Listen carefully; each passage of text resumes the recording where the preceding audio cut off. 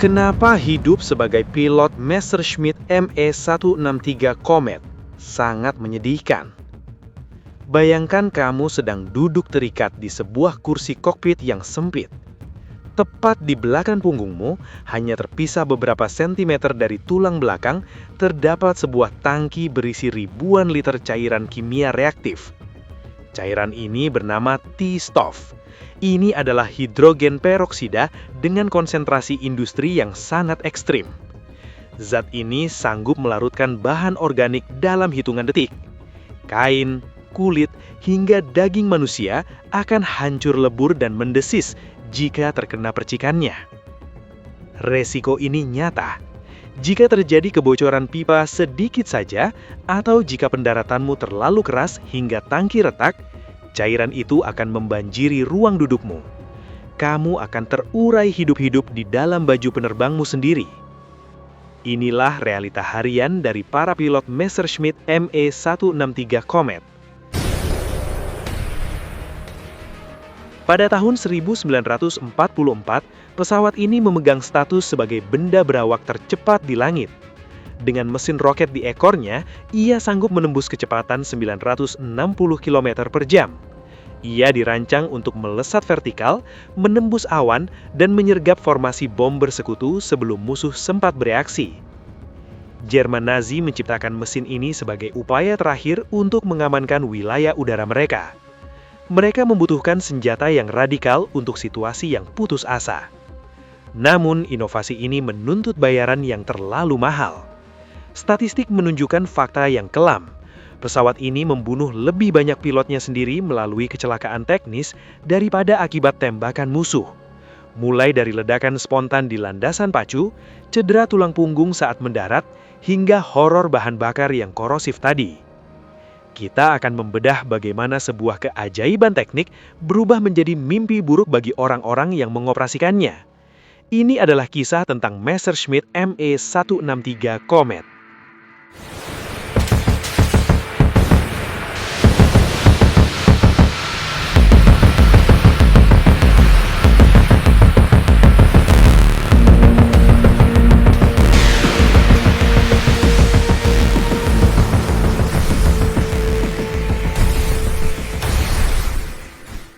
Untuk memahami kenapa senjata seberbahaya ini sampai diproduksi massal, kita harus melihat situasi tahun 1943. Saat itu, pertahanan udara Jerman sudah babak belur. Armada pesawat tempur standar Luftwaffe seperti Messerschmitt 109 atau Focke-Wulf 190 mulai kehilangan efektivitasnya. Masalah utamanya adalah waktu. Untuk memanjat ke ketinggian 30.000 kaki, zona tempat bomber B-17 Amerika beroperasi, pesawat bermesin piston konvensional membutuhkan waktu sekitar 20 hingga 30 menit. Seringkali saat pesawat Jerman sampai ke ketinggian tersebut, bom sudah dijatuhkan dan kota-kota di bawahnya sudah rata dengan tanah. Jerman membutuhkan sesuatu yang jauh lebih cepat. Mereka butuh pesawat yang bisa naik ke langit dalam sekejap mata. Di tengah kepanikan inilah, militer melirik karya seorang insinyur aeronautika bernama Alexander Lippisch. Lippisch sebenarnya adalah sosok yang unik. Dia tidak mendesain pesawat ini dengan niat awal untuk perang. Sejak tahun 1920-an, obsesi utamanya adalah efisiensi aerodinamika. Dia percaya bahwa bagian ekor pada pesawat konvensional hanya menambah hambatan udara. Mimpinya adalah menciptakan pesawat tanpa ekor atau tailless aircraft yang sempurna. Proyek awalnya hanyalah sebuah pesawat layang eksperimental bernama DFS-194. Namun potensi mengerikannya mulai terlihat ketika tim Lippisch mencoba memasang mesin roket cair ke rangka pesawat layang tersebut pada tahun 1939. Tesnya mengejutkan. Pesawat eksperimental itu mampu melesat dengan kecepatan 550 km per jam dan menanjak dengan sudut yang nyaris vertikal. Sebuah performa yang mustahil dilakukan oleh pesawat baling-baling manapun saat itu. Kementerian Udara Reich atau RLM segera melihat data ini. Bagi para petinggi Nazi yang sedang terdesak, ini bukan lagi sekedar eksperimen sains. Ini adalah solusi. Mereka membayangkan sebuah unit pertahanan yang bisa take off saat sirine serangan udara berbunyi dan sudah berada di tengah formasi musuh hanya dalam waktu 3 menit.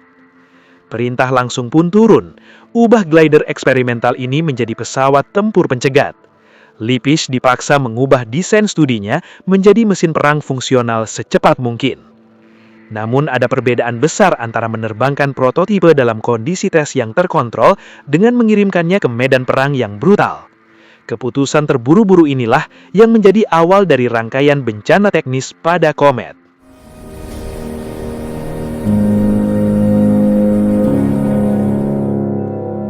Bentuk fisik ME-163 Comet sangat jauh berbeda dari standar pesawat tempur pada zamannya. Ia tidak ramping dan panjang seperti P-51 Mustang atau Spitfire. Bentuknya pendek, membulat, dan terlihat gemuk. Para kru darat bahkan sering menjulukinya sebagai Krafty atau telur bertenaga. Desain aneh ini lahir karena satu kebutuhan mutlak, yaitu volume. Mesin roket sangat boros bahan bakar. Oleh karena itu, Alexander Lippisch harus memaksimalkan setiap sentimeter ruang di dalam badan pesawat untuk menampung tangki. Hasilnya, kokpit pilot terjepit di antara tangki utama di belakang dan tangki sekunder di samping.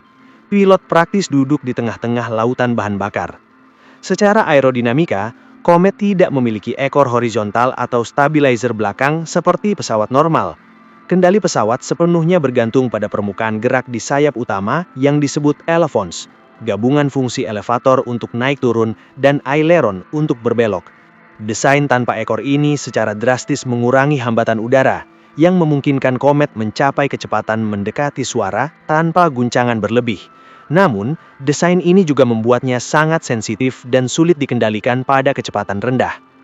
Di bagian ekor, tertanam komponen paling krusial, yaitu mesin roket cair HWK-109-509. Mesin ini bekerja dengan prinsip reaksi kimiawi murni.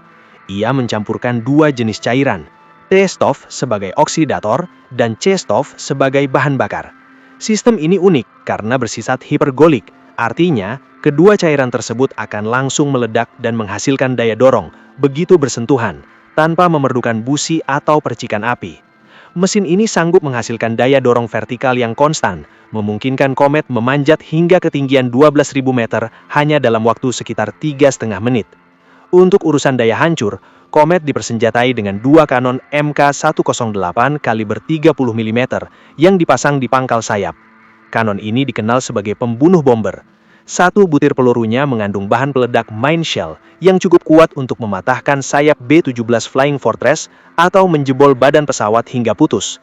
Secara teori, 3 atau 4 tembakan akurat sudah cukup untuk menjatuhkan pesawat bomber raksasa. Namun, senjata ini memiliki kelemahan fatal.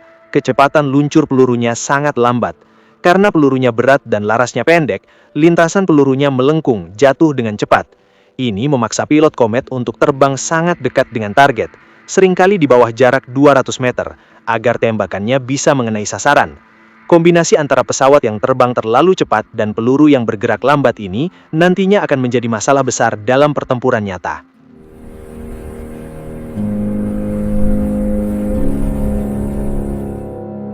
Misi penerbangan Comet sebenarnya sudah dimulai jauh sebelum pilot masuk ke kokpit.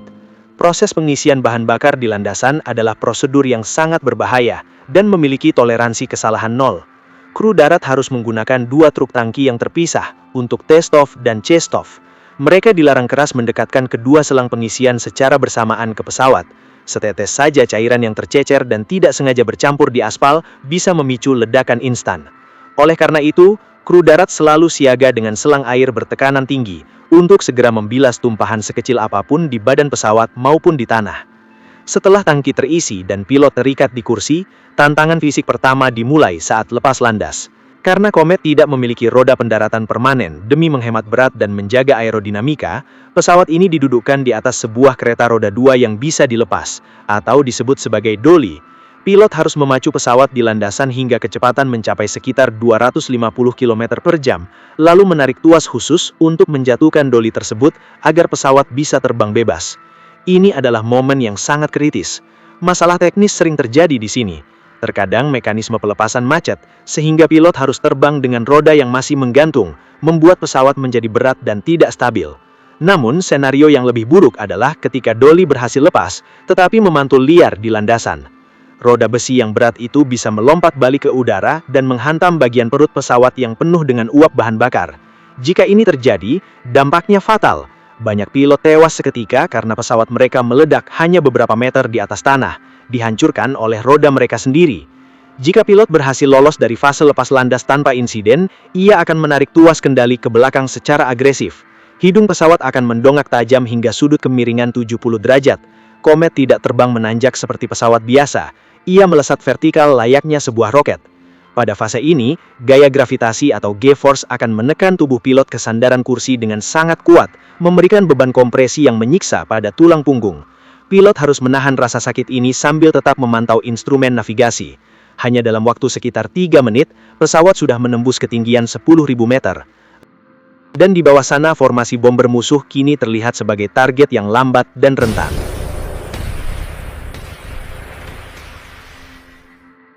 Bagian tergelap dari menjadi pilot Komet bukanlah ancaman ditembak jatuh oleh musuh, melainkan ancaman dari elemen-elemen yang ada di dalam pesawat itu sendiri. Di dalam kokpit yang sempit, pilot diwajibkan mengenakan setelan pelindung khusus berbahan asbes. Pakaian ini tebal, berat, dan berbau menyengat. Tujuannya bukan untuk menahan api, tetapi untuk melindungi tubuh pilot dari cipratan bahan bakar T-stove. Seperti yang sudah disinggung sebelumnya, zat ini sangat korosif. Jika mengenai kain biasa, ia akan langsung terbakar. Jika mengenai kulit, ia akan memakan jaringan tubuh tanpa ampun. Mengenakan setelan ini di dalam kokpit tanpa ventilasi yang memadai adalah siksaan tersendiri. Namun, mimpi buruk yang sesungguhnya sering terjadi di akhir misi, saat pesawat harus kembali ke tanah. Setelah bahan bakar habis, Komet berubah fungsi dari roket super cepat menjadi pesawat layang atau glider yang sangat berat. Karena tidak memiliki roda pendaratan, pilot harus mendaratkan pesawat ini menggunakan skid atau papan luncur besi yang memanjang di perut pesawat. Proses pendaratan ini sangat brutal. Suspensi pada papan luncur tersebut sangat minim. Ketika pesawat menghantam rumput landasan, seluruh gaya benturan akan langsung disalurkan ke kursi pilot. Hentakan keras ini seringkali menyebabkan cedera kompresi tulang belakang. Banyak pilot yang berhasil mendarat dengan selamat, namun harus digotong keluar dari kokpit karena tulang punggung mereka retak akibat hantaman pendaratan itu sendiri. Namun, skenario terburuk terjadi jika pendaratan tersebut menyebabkan kebocoran tangki atau pipa bahan bakar yang tersisa. Ada satu insiden terkenal yang menimpa pilot ace bernama Oberleutnant Joseph Peirce. Kisah ini menjadi peringatan mengerikan bagi seluruh skuadron. Dalam sebuah penerbangan, Peirce melakukan pendaratan darurat. Pesawatnya menghantam tanah dengan keras dan terbalik. Kru penyelamat darat segera berlari menuju lokasi jatuhnya pesawat. Namun mereka tidak bisa langsung mendekat karena asap kimia beracun yang mengepul dari bangkai pesawat. Ketika akhirnya mereka berhasil membuka kokpit, mereka tidak menemukan tubuh Joseph Peirce dalam keadaan utuh. Akibat benturan keras, salah satu pipa T-stove di sebelah kursi pilot pecah. Cairan peroksida konsentrat tinggi itu membanjiri ruang kokpit dan merendam tubuh Peirce yang masih terikat di kursi. Laporan saksi mata menyebutkan bahwa baju pelindung asbes yang ia kenakan memang utuh, tetapi daging di dalamnya telah larut. Zat kimia tersebut bereaksi dengan jaringan organik tubuhnya, mengubahnya menjadi materi lunak menyerupai jeli. Hanya bagian kaki yang terlindungi sepatu bot tebal yang masih bisa dikenali. Joseph Peirce tidak mati karena benturan kecelakaan. Ia tewas karena dilarutkan oleh pesawatnya sendiri.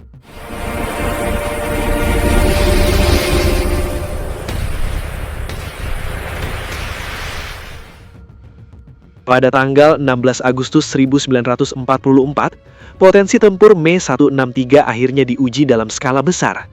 Hari itu, satuan GG-400 menyergap formasi bomber B-17 Amerika di dekat Leipzig. Bagi para penembak di menara B-17, kemunculan komet adalah sesuatu yang mengejutkan. Mereka terbiasa melawan pesawat Jerman yang datang dengan kecepatan 500 atau 600 km per jam. Namun kali ini, musuh datang menerjang dengan kecepatan hampir 1000 km per jam. Menara senapan mesin bomber terlalu lambat berputar untuk mengikuti gerakan target secepat itu. Secara psikologis, ini adalah teror baru bagi sekutu. Jerman memiliki pesawat hantu yang nyaris tidak mungkin dibidik. Namun di balik kokpit Comet, pilot Jerman justru mengalami frustrasi yang luar biasa. Masalah utamanya adalah perbedaan kecepatan yang terlalu ekstrim. Comet melaju 3 kali lebih cepat daripada targetnya. Ini menciptakan fenomena yang disebut high closing speed. Pilot Comet hanya memiliki jendela waktu sekitar 2 hingga 3 detik untuk membidik, menembak, dan menghindar sebelum menabrak bomber di depannya. Jika mereka meleset atau ragu sedikit saja, momen itu hilang. Mereka harus memutar balik untuk serangan ulang, yang tentu saja membuang bahan bakar berharga yang sudah sangat menipis. Akibatnya, banyak pilot yang gagal menjatuhkan musuh bukan karena tidak berani, tetapi karena pesawat mereka terlalu cepat untuk otak manusia memproses bidikan yang akurat. Melihat kelemahan ini, sekutu segera mengubah taktik. Pilot pesawat tempur P-51 Mustang Amerika menyadari bahwa mereka tidak bisa mengejar Comet saat sedang menanjak atau terbang dengan tenaga roket penuh. Jadi mereka memilih untuk menunggu. Taktik ini dikenal sebagai rat catching atau menangkap tikus.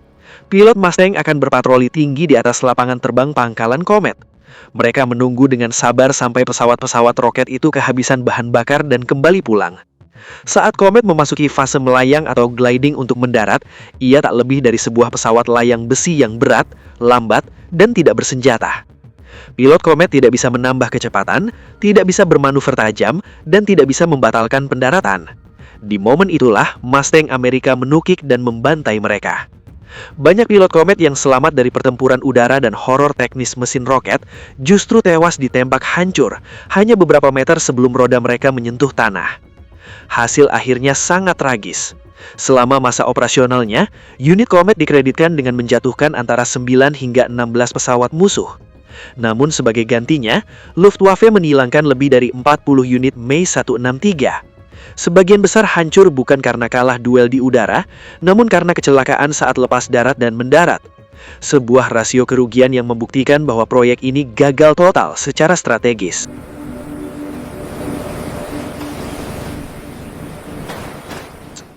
Perang akhirnya usai, dan Me-163 Comet tidak pernah berhasil menyelamatkan Jerman dari kekalahan. Namun, kisah pesawat ini tidak berhenti di tumpukan rongsokan besi tua. Begitu pasukan sekutu menduduki pangkalan-pangkalan udara Luftwaffe, hal pertama yang mereka amankan adalah data teknis dan para ilmuwan di balik proyek ini. Melalui operasi Paperclip, Alexander Lippisch dan timnya dibawa ke negara-negara pemenang perang untuk mentransfer pengetahuan mereka.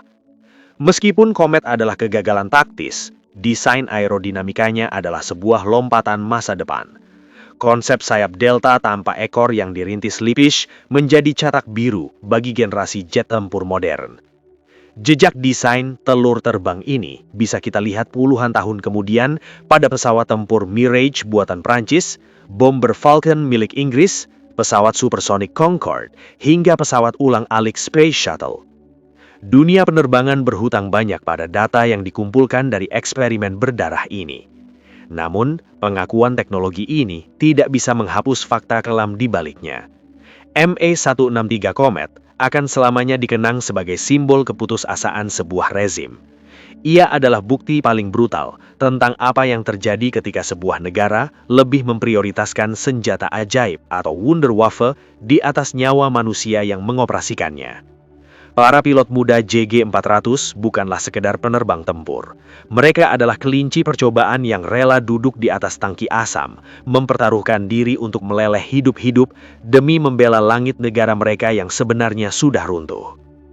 Itulah kisah tragis dari Messerschmitt Me-163 Comet. Teknologi yang mendahului zamannya, tapi lahir di waktu dan kondisi yang salah.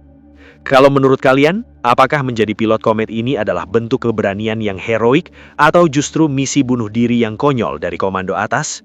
Coba diskusi di kolom komentar. Gue pengen baca pendapat kalian. Jangan lupa tekan tombol like kalau kalian merasa video ini menambah wawasan baru soal sejarah militer. Subscribe dan nyalakan loncengnya biar nggak ketinggalan pembahasan alutsista dan sejarah perang lainnya yang lebih deep. Terima kasih sudah menonton sampai habis. Sampai jumpa di medan tempur berikutnya.